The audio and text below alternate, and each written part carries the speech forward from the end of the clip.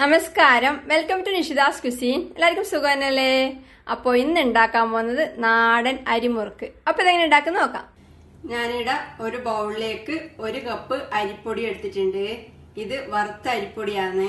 ഇനി ഇതിലേക്ക് ഉഴുന്ന് പരിപ്പ് വറുത്ത് പൊടിച്ച് ചേർക്കണം. 1/3 കപ്പ് ഉഴുന്ന് പരിപ്പ് എടുത്തിട്ടുണ്ട്. 1 കപ്പ് അരിപ്പൊടിക്കാന്ന് 1/3 കപ്പ് ഉഴുന്ന് പരിപ്പ് എടുത്തിട്ടുള്ളത്. ഉഴുന്ന് പരിപ്പിന്റെ ഫ്ലേവർ അധികം ഇഷ്ടമില്ലാത്തവരാണെങ്കിൽ 1/4 കപ്പ് എടുത്താലും മതി. ഇതിനി വറുത്തെടുക്കാൻ വേണ്ടി അടുപ്പത്ത് ചൂടായ ഒരു പാനിലേക്ക് ഇടാം.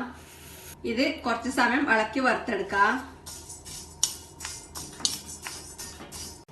ഉഴുന്ന് പരിപ്പിന്റെ കളർ മാറി തുടങ്ങുമ്പം തീ ഓഫ് ചെയ്ത് ചൂടാറാൻ വേണ്ടി ഒരു പ്ലേറ്റിലേക്ക് മാറ്റാം.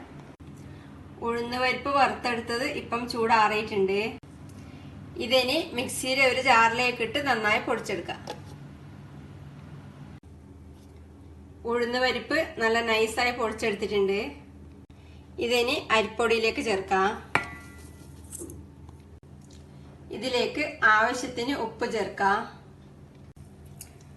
1/4 ടീസ്പൂൺ മഞ്ഞൾപ്പൊടി ചേർക്കാം. 1/2 ടീസ്പൂൺ മുളക് പൊടി ചേർക്കാം. 1/4 ടീസ്പൂണിനേക്കാൾ കുറച്ച് കായപ്പൊടി ചേർക്കാം. 2 ടീസ്പൂൺ കറുത്ത എള്ള് ചേർക്കാം. 1-2 ടീസ്പൂൺ വെണ്ണ ചേർക്കാം. ഈ വെണ്ണ ഫ്രിഡ്ജിൽ വെച്ചിട്ടില്ലെങ്കിൽ കുറച്ച് നേരത്തെ എടുത്ത് പുറത്ത് വെച്ച് റൂം ടെമ്പറേച്ചറിലാക്കി എടുക്കാം, അല്ലെങ്കിൽ ഉരുക്കിയെടുക്കാം. ഇനി ഇതെല്ലാം കൂടി ആദ്യം കൈകൊണ്ട് ഒന്ന് കുഴച്ചെടുക്കാം.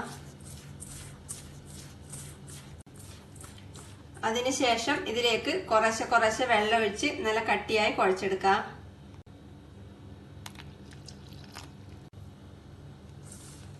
ഒരുമിച്ച് വെള്ളമൊഴിക്കാതെ കുറേശ്ശെ ഒഴിച്ച് കുഴച്ച് നോക്കിയിട്ട് ആവശ്യത്തിന് ചേർക്കാം. കുറച്ച് കട്ടിയിലെ മാവായിരിക്കണം.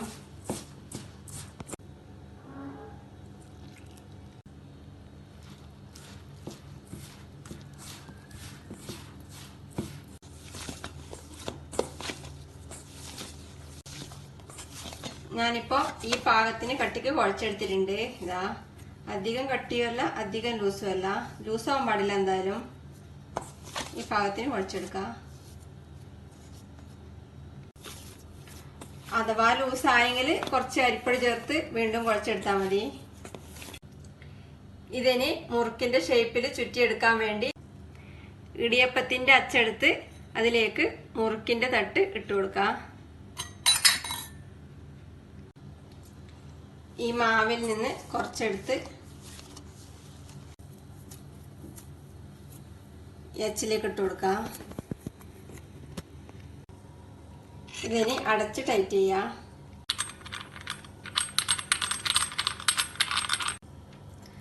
ഇനി ഇത് ഒരു ബട്ടർ പേപ്പറിലേക്ക് ചുറ്റിയെടുക്കാം.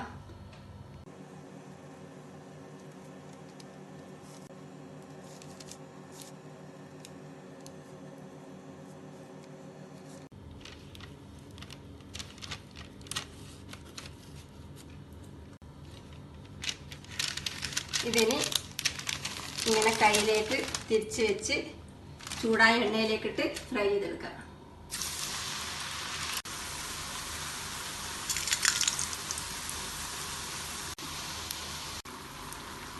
ഒരു സൈഡ് ഫ്രൈ ആവുമ്പോൾ തിരിച്ചിടാം.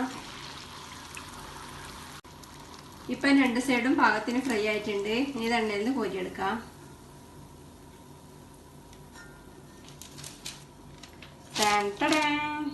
ബാക്കിയുള്ളതും കൂടെ ഇതേപോലെ ഫ്രൈ ചെയ്തെടുക്കാം.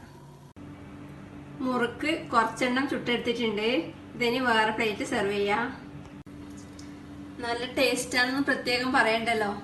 ഉണ്ടാക്കി നോക്കുക. അഭിപ്രായങ്ങളും നിർദ്ദേശങ്ങളും അറിയിക്കുക. സബ്സ്ക്രൈബ് ചെയ്യുക, സപ്പോർട്ട് ചെയ്യുക. Thank you.